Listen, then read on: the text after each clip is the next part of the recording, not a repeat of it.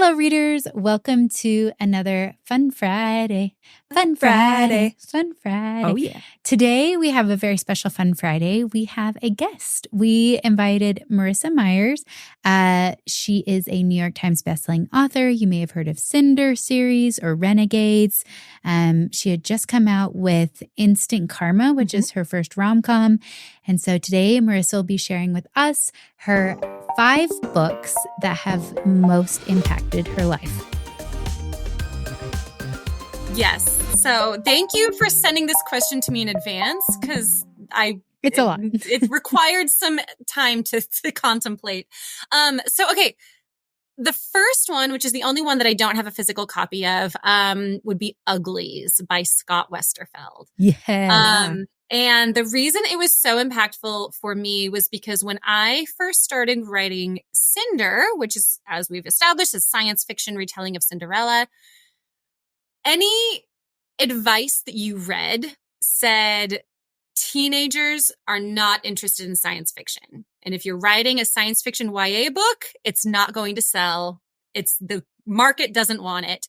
And that I had that voice constantly in my head as I'm spending 2 years writing this science fiction YA book. And the one book that was really successful at the time, this was pre-Hunger Games, was Uglies by Scott Westerfeld. And I kept looking to that and saying, that's science fiction, that's dystopian, and it's popular and teens love it and it's selling. So if he can do it, maybe I can do it too. So it was really, yes. I think that I don't know, would I have given up? I don't know. It would have been a lot harder for me to convince myself that this book had potential if I didn't have Uglies to look to. Totally. And I loved Uglies. I loved that series. And I also loved when he came back and did extras because I felt like that book was so ahead of its time in understanding social media and specifically like how the like is monetized, like the liking of a photo or an event or like a live stream of your life. None of those things had been like mainstream yet. It was like right at the very beginning of social media. Yeah. And so for him to get extras so right, I felt like was just brilliant writing. So I love that series was just like a beacon for you to put Cinder out. Yeah, no, it's a great, great series. And it is a little unnerving when you kind of look back and see like what he got right in so many ways. For sure. The second book for me, we talked about it earlier, Sailor Moon, which is a graphic novel, a manga. I was introduced to it when I was 14, maybe 13, thereabouts. And my best friend in middle school introduced me to it, and I just fell in love, and I became obsessed with this character and these characters, their friendship, the love story. There's hidden identities. There's, great friendship stories. It's this normal teenage girl who gets superpowers and has to save the world over and over again. And I was enamored. And I think to this day, every book I write, I can point to like, there's a little bit of Sailor Moon and everything. That's amazing. I think that, it's such a good example of showing that inspiration can come from any kind of art. And I love that a little bit of like that original, ignition, like it like ignited storytelling within you.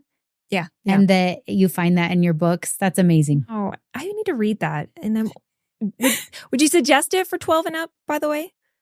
I'm sorry. Yeah, like what age? What age would you suggest to like introduce our daughters to it? Yeah. Oh, yeah. Yeah. I mean, yeah, no, there's nothing in it that's questionable.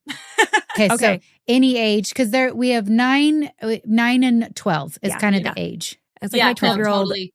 She loves graphic novels. And so I was like, oh my gosh, I should get this for her. I bet she would love it. Yeah. No, it's great. It's a really great story. And I responded to it, obviously, so strongly. Is there more than one of the book? There is. No, there's a whole series. I don't know how many the series ended up being, but there are a bunch of them. Yeah. Awesome. I'm like, perfect. Okay. I want to hear your number 3. Okay. My number 3 is Tolkien, The Yes. Hobbit and The Lord of the Rings. This is not my original set, which I realized preparing for this interview that I don't have my original books from when I was in 5th grade and read it for the first time. And then I got really sad that I was like, wait, why would I ever have gotten rid of those? But at some point, clearly I did, because now I only have this like really fancy schmancy set, which is not the same.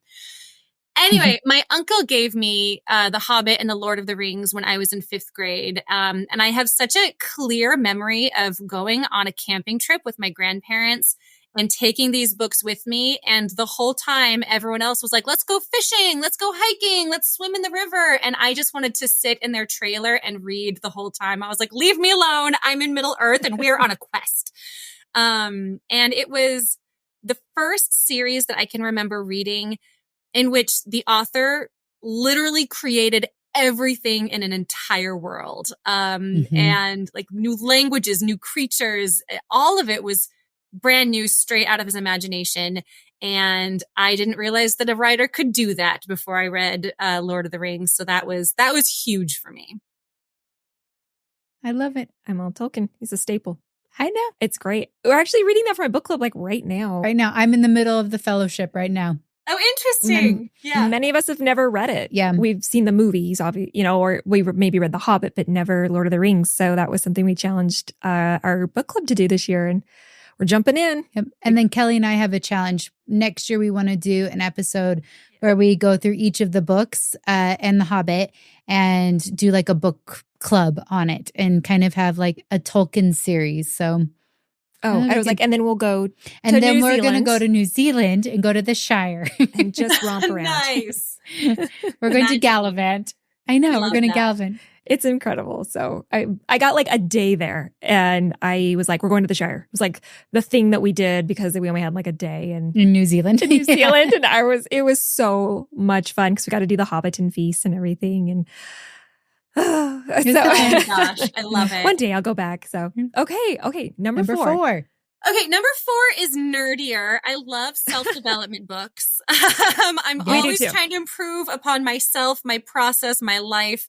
And I think the one that made the biggest difference for me was Getting Things Done by David Allen. It's not a fun read. It's not an exciting read, but it is brilliant.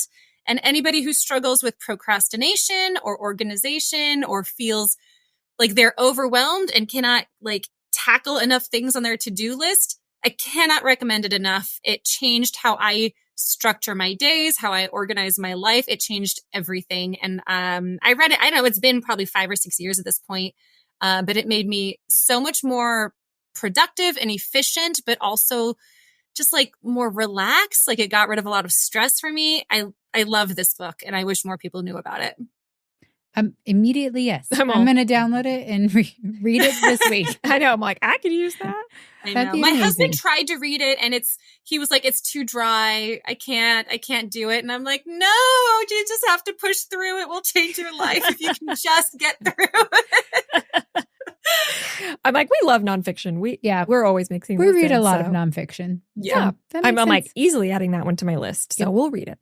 Okay. Well, we'll have our own book club on it. It speaks to you as much as it spoke to me. And then the last one is this one. It's called Antique Fairy Tales. From Little Unicorn, I think is the book imprint, illustrated by Judy Mastrangelo. And this was the first book of fairy tales that I was ever given. My grandma gave it to me when I was 5 years old. And it started it all. It has the very first story in here is The Little Mermaid by Hans Christian Andersen. And turns out that's a very different story from the Disney movie. So reading it kind of opened my eyes to how Disney doesn't always give the full story. And there's a lot more to these fairy tales than I realized at that point. And that's what started. I just became so curious and kind of obsessed with fairy tales ever since.